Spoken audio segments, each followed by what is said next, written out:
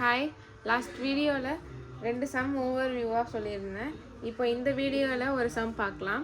So இந்த இடத்துல 3 span கொடுத்துருக்காங்க. ஏபிசிடின்னு கொடுத்துருக்காங்க. ஸோ ஏல வந்து ஃபிக்ஸ்டாக இருக்குது, பியில் சிம்பிளி சப்போர்ட்டட் இருக்குது, சியும் டியும் சிம்பிளி சப்போர்ட்டட் இருக்குது. ஸோ ஏலேருந்து பி வரைக்கும் யூடிஎல் இருக்குது 2 kN. அதோட டிஸ்டன்ஸ் வந்து 5 மீட்டர். அடுத்து பாயிண்ட் லோடு வந்து பிக்கும் சிக்கும் நடுவில் இருக்குது 3 மீட்டர் 3 மீட்டரு.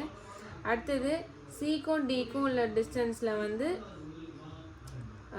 ஏசென்ட்ரிக் லோடு இருக்குது. ஃபஸ்ட்டு சியிலேருந்து டியோட சென்டர் வரைக்கும், சென்டரில் கொஞ்சம் தள்ளி 3 மீட்டர் இருக்குது, மீதி பாதி 2 மீட்டர் இருக்குது. ஸோ இப்போ யூடிஎலுக்கு என்ன ஃபார்முலா யூஸ் பண்ணுவோம்? ஃபிக்ஸ்டுக்கு WL²/12. ஸோ சால்வ் பண்ணும்போது வேல்யூ வரும் 4.16 அப்படி சொல்லிட்டு அதுவே ப்ளஸில் போடணும். நெக்ஸ்ட்டு பாயிண்ட் லோடு இருக்குது. பாயிண்ட் லோடுக்கு WL/8 சால்வ் பண்ணால் ஒரு வேல்யூ வரும், அதோட ஆப்போசிட் அதுவுமே சேம் தான் வரும். ஏசென்ட்ரிக் லோடுக்கு மட்டும்தான் மாறும். WAB²/L². ஃபஸ்ட்டு ஏபிக்கு போகும்போது பி ஏலேருந்து வரும்போது A² ஆகும். ஸோ அப்போது ஃபிக்ஸ்டு எண்ட் மொமெண்ட்ஸ் கண்டுபிடிச்சாச்சு. அதான் ஸ்லோப் டிஃப்ளெக்ஷன் ஈக்குவேஷன். ஃபிக்ஸ்டுனா என்ன சொல்லியிருந்தேன்? ஃபிக்ஸ்டு இருக்கிற இடத்துல மட்டும்தான் 0 வரும், மீதி இருக்கிற எல்லா ஸ்பேன்லேயுமே நம்ம தீட்டா வேல்யூ ≠0 தான் வரும். ஸோ அப்போ அது எல்லாத்தையுமே இந்த ஃபார்முலாவில் சப்ஸ்டியூட் பண்ணும்போது காமா வேல்யூ வந்து இல்லாததுனால 0னால கட் ஆகிடும். மீதி இருக்கிற வேல்யூ வச்சு நம்ம ஈக்குவேஷன் ஃபார்ம் பண்ணுவோம்.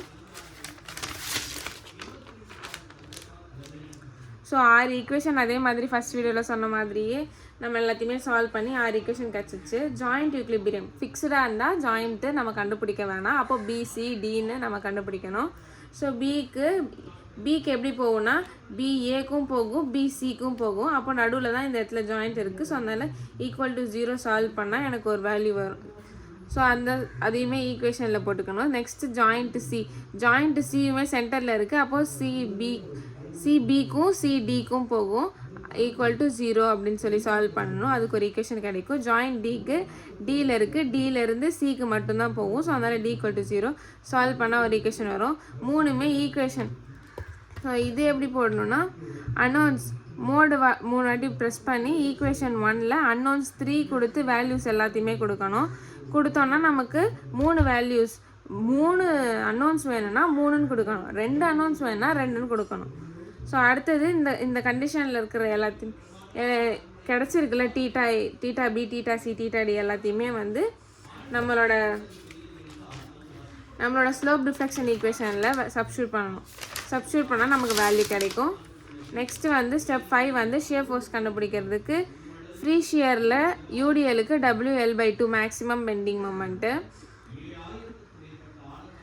ரியாக்ஷன். ஃப்ரீ ஷியர்னா ரியாக்ஷன்.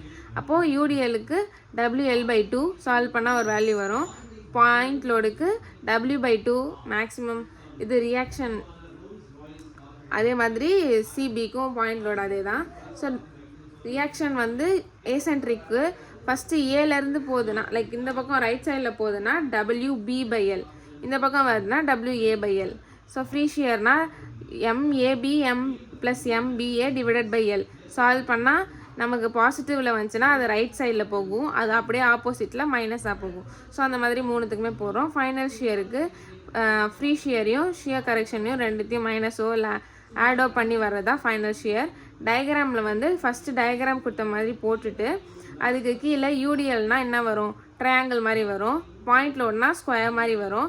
ஏசென்ட்ரிக் லோடுனா கொஞ்சம் பெருசாக மேலே இருக்கிறது மட்டும் வரும். ஸோ அதுக்கு கீழே பெண்டிங் மொமெண்ட் டயக்ராம் வந்து யூடிஎலுக்கு பேரபோலா வரும், பாயிண்ட் லோடுக்கு ட்ரையாங்கிள் வரும், ஏசென்ட்ரிக் லோடுக்கு கொஞ்சம் அதிகமாக வரும்.